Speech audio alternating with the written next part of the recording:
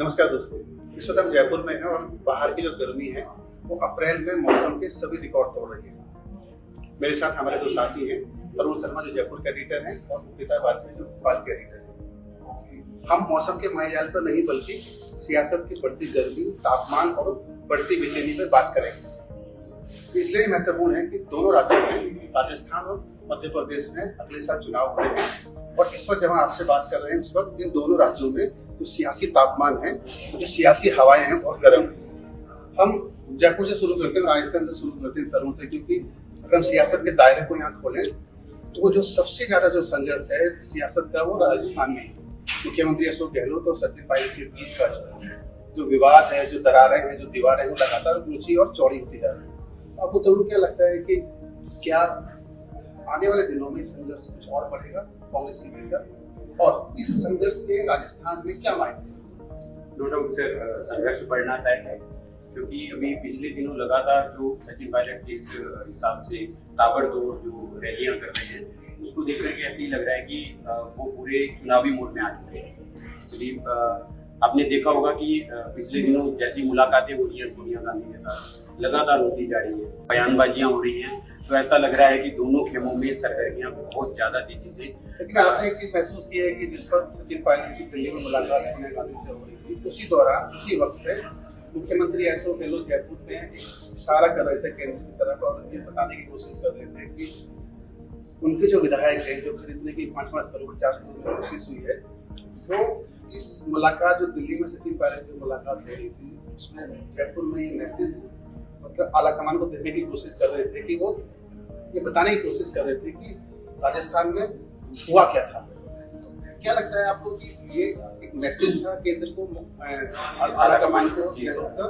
ये सर, इसमें एक खास बात ये है कि पिछली बार राज्यसभा चुनाव की वोटिंग से जस्ट पहले ही एक सियासी क्राइसिस जो है, पॉलिटिकल क्राइसिस कांग्रेस में एक पैदा होता है और उसके बाद धीरे धीरे चीजें मानी सर तक पहुंचती हैं और सचिन पायलट अपना विधायकों की जो भी दावेदारी जताते हैं कि 30 विधायक मेरे साथ हैं या 50 मेरे साथ हैं, उसके बाद जो क्राइसिस को जिस तरह से मैनेज किया जाता है की तरफ से, तो वो मतलब उनके लिए वो आला कमान को वो बार बार रिमाइंड इसीलिए करवाना चाहते हैं क्योंकि वो बताते हैं कि जो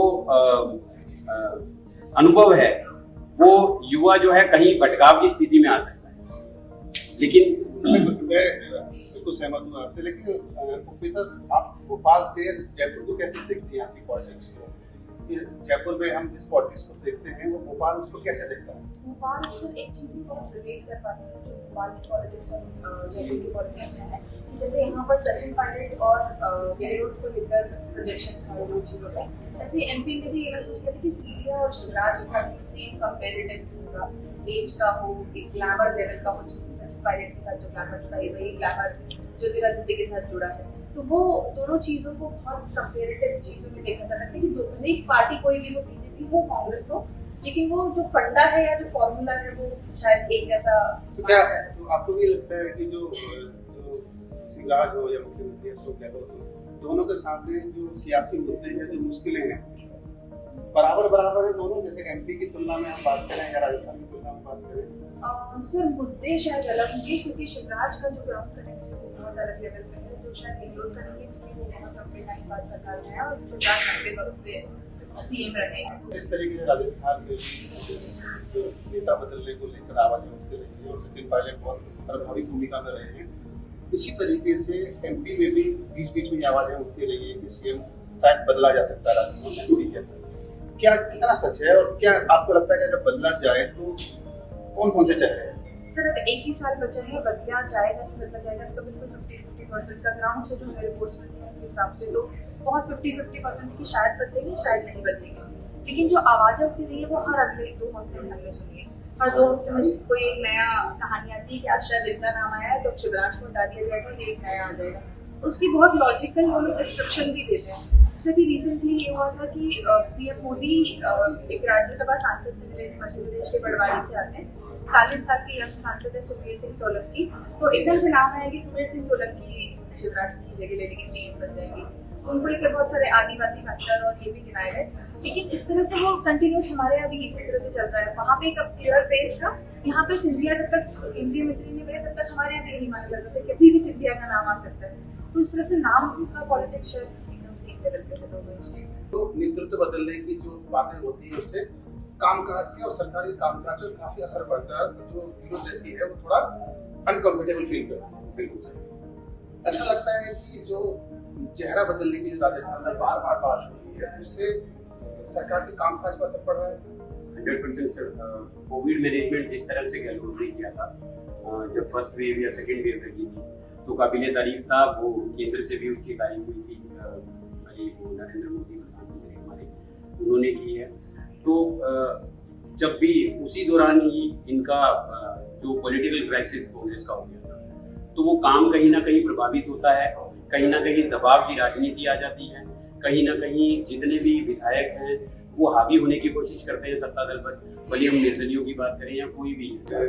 दो मुद्दे बहुत महत्वपूर्ण मुद्दे हैं, जैसे कि अभी टीवी चैनल ने 2 दिन पहले खबर चलाई थी, उसको बाद में हटाना पड़ा कि सचिन पायलट सोने गांधी से कहकर आए हैं कि जल्दी से मुख्यमंत्री बदल दीजिए राजस्थान में, तभी हम जीत सकते हैं। हालांकि बाद में पार्टी की तरफ से इस बात का खंडन आया, सुरजेवाला ने बकायदा ट्वीट कर इसका खबर का खंडन भी किया। लेकिन ये एक सच है, अंदर खाने चलिए कैसा ही रहा है। 100% सर। एक्चुअली उसमें एग्जैक्ट मैसेज जो देना वो चाहते थे कि जैसा पंजाब में हाल हुआ है, मुख्यमंत्री नहीं बदले तो पंजाब जैसा हाल ना हो जाए, उनका कहने का मतलब ये था। लेकिन वो खैर बयान में उन्होंने बाद में उसमें बिल्कुल कह दिया कि ये हो सकता है ऑफ द रिकॉर्ड कहा गया हो। खैर ये तो अंदर की बात रही होगी किसी न्यूज रूम के अंदर या किसी भी चीज की। एक युवा चेहरा है राजस्थान के अंदर सचिन पायलट, लेकिन एक दूसरी स्थिति यहाँ पर यह है कि बीजेपी की स्थिति भी राजस्थान में अच्छी नहीं है कि वसुंधरा राजे हैं जो एक अभिलाषी पालाकमान है, केंद्रीय नेतृत्व भी उन्होंने साइडलाइन किया हुआ है, लेकिन वो एक बहुत महत्वपूर्ण चेहरा राजस्थान में वसुंधरा भी है। जबकि मध्य प्रदेश में ऐसी स्थिति नहीं है, वहाँ पर शिवराज को के सामने बहुत ताकतवर बीजेपी का कोई चेहरा नहीं है। आपने सोलंकी की बात की, लेकिन एक वो मतलब उसको हम किस आधार पर कह सकते हैं ये कोई स्पष्ट नहीं है, लेकिन बड़ा चेहरा है। क्योंकि कांग्रेस में कमलनाथ है, वो भी उनकी एक उम्र को वो भी लगभग पहुंच गए हैं, तो वहाँ भी एक बहुत युवा चेहरा नहीं है। तो आपको क्या लगता है कि जो 2023 के जो चुनाव मध्य प्रदेश में होंगे और बीजेपी के पास जो शिवराज का जो चेहरा है, क्या इस चेहरे पर बीजेपी वहाँ पर चुनाव जीत जाएगी? सर बीजेपी का जो ग्राउंड कनेक्ट है, जैसा अभी तक बताया कि उनके पास लोकल जो काम है वो पूरा पार्टी का काम है। उस पार्टी वर्सेस पार्टी कंपेयर करें तो कांग्रेस बहुत अपनी इस पोजीशन में नहीं आई है कभी कि जो उसका 15 महीने का कामकाज था उसको लेकर बहुत ही नेगेटिव फीडबैक है लोगों का। जो कोरोना को लेकर है या जो ऐसा होने लगे हैं लोग वहाँ पे लोग जो रिपोर्ट्स आती है कि वो पार्टी बाय हैबिट बनती जा रही है, क्योंकि वहाँ वो कांग्रेस उस तरह से अपने को प्रोजेक्ट ही नहीं करती है। उस तरह से उनको इतने सारे कोविड में होते नहीं है, लेकिन उन्होंने कभी भी उस मुद्दे पर किसी भी स्ट्रॉन्ग तरीके से आता दिखा गया। इवन ऐसे कमेंट्स आने लगे कि कमलनाथ जो है वो एक पैराशूट पॉलिटिशियन है, वो दिल्ली में रहते हैं और फिर वो अपनी मर्जी से अपने हिसाब के मुद्दे लेकर एमपी आते हैं और जगह पर जाकर अपनी चीजों को प्रोजेक्ट करते हैं, अपनी पॉलिटिक्स चलाते हैं। इस वजह से ये बहुत बड़ा गैप है कि शिवराज के सामने कोई चेहरा नहीं है। दोनों से कॉमन सवाल है कि आपके पास विपक्ष कमजोर है, इसलिए शिवराज की वापसी आसान है। आपके पास विपक्ष मजबूत है, इसलिए गहलोत के सामने नई चुनौती है। और कांग्रेस के सामने यहाँ तो सचिन पायलट के रूप में एक अंदर ही पार्टी के भीतर एक विपक्ष है उनके पास। तो ये दोनों विपक्ष की जो स्थिति है दोनों राज्यों में, आपको लगता है कि बीजेपी को फायदा देने वाली है?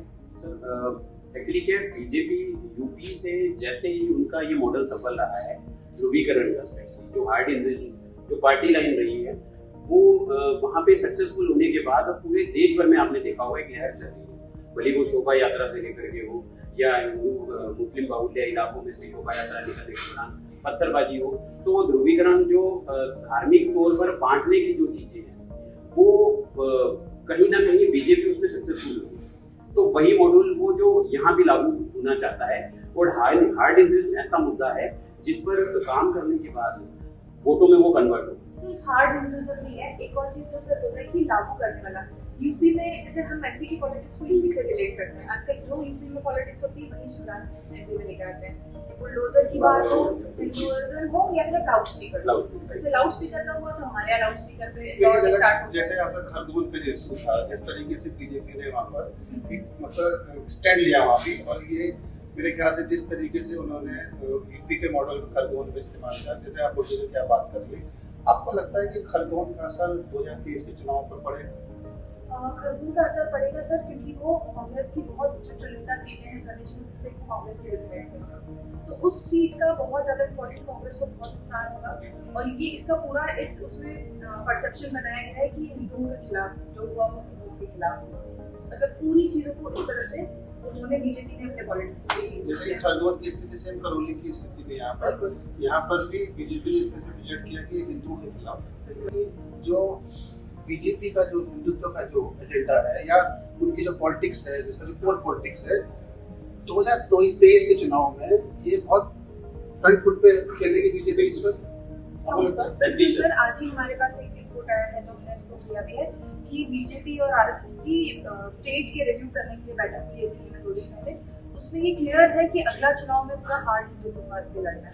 उन्होंने पूरी क्लियर स्ट्रैटेजी अपनाई है कि और कोई मुद्दा नहीं चलेगा, जो चलेगा तो वो सिर्फ हार्ड हिंदुत्व। तो जो बुलडोजर है वो एमपी में वो ताकत से दौड़ेगा, भयंकर ताकत से, मतलब हर चीज में, हर इवेंट में, हर जिक्र में बुलडोजर है अब हमारे। कि राजस्थान में हिंदुइज्म का इतना लाइन तो कोई खास फर्क नहीं पड़ेगा, मतलब उसमें चीजें आएगी, बिल्कुल पार्टी लाइन पे चलेंगे भी, लेकिन यहाँ का लॉ एंड ऑर्डर का इशू जो है या फिर अभी जो इंफ्रास्ट्रक्चर इशू है, आपने भी अभी कहा था कि इनकी जो अच्छी चीजें हैं गहलोत सरकार की, भले वो एनपीएस है, न्यू पेंशन स्कीम को लागू करना हो बजट में, हर घर में मोबाइल देना हो, या हेल्थ इंफ्रास्ट्रक्चर पे काम करने का इनका जो पूरा का पूरा अभी बजट के दौरान जितनी भी घोषणाएं हुई, तो उसमें कहीं ना कहीं ये लॉ एंड ऑर्डर कहीं ये चीजें को धोना है।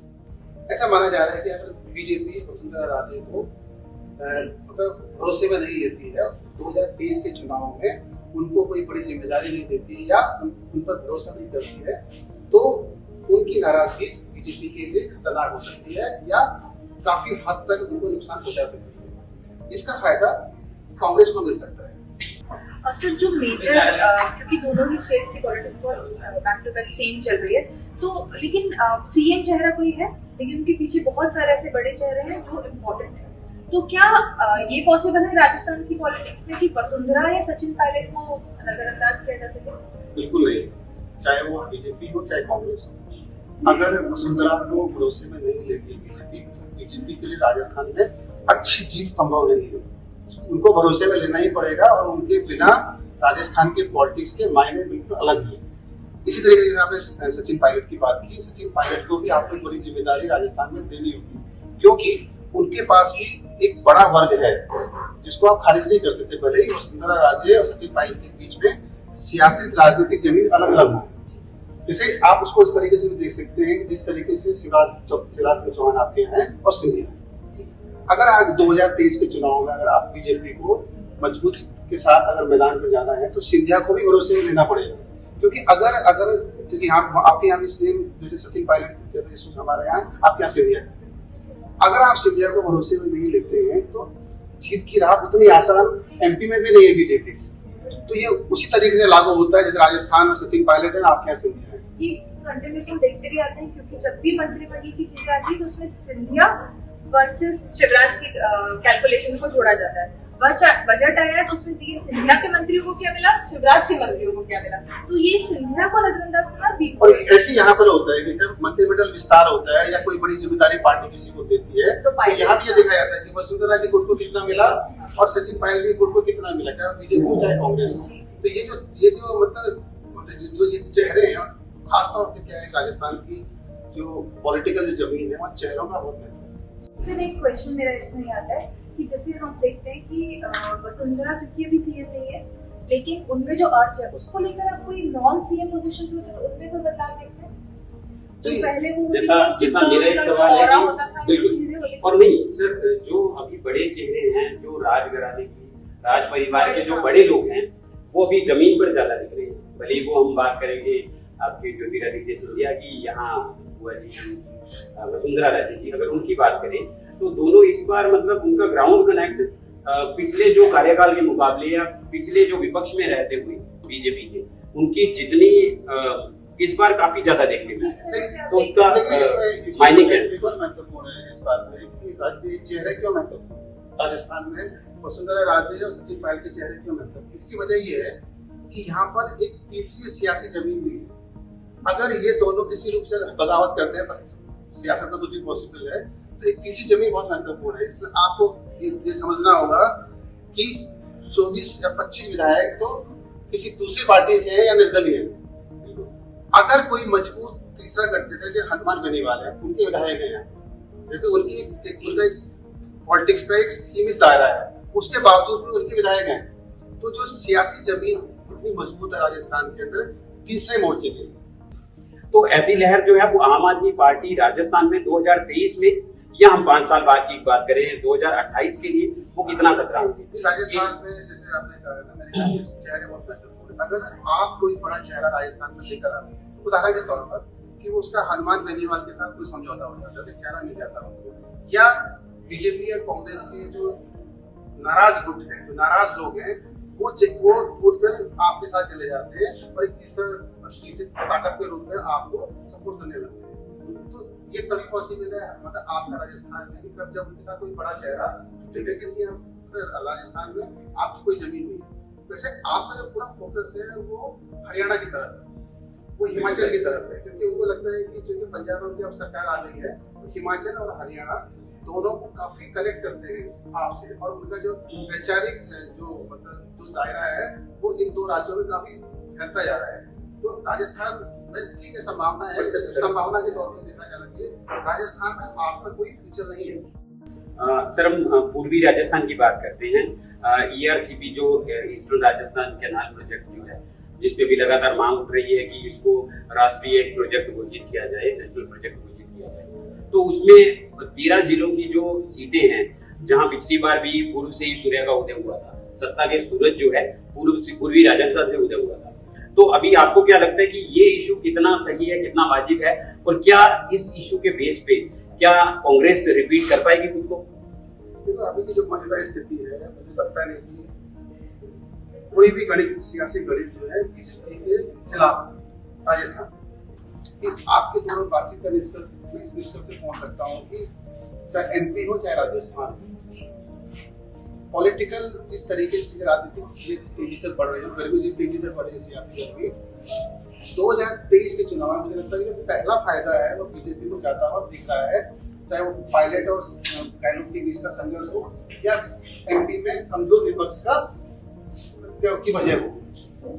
लेकिन एक और महत्वपूर्ण मुद्दा ये है, मुख्यमंत्री अशोक गहलोत और शिवराज सिंह की अपनी सियासी जमीन, और इस सियासी यात्रा में उनके ऊपर बड़े बड़े सियासी पहाड़ टूटे हैं, लेकिन दोनों नेता कभी टूटे नहीं।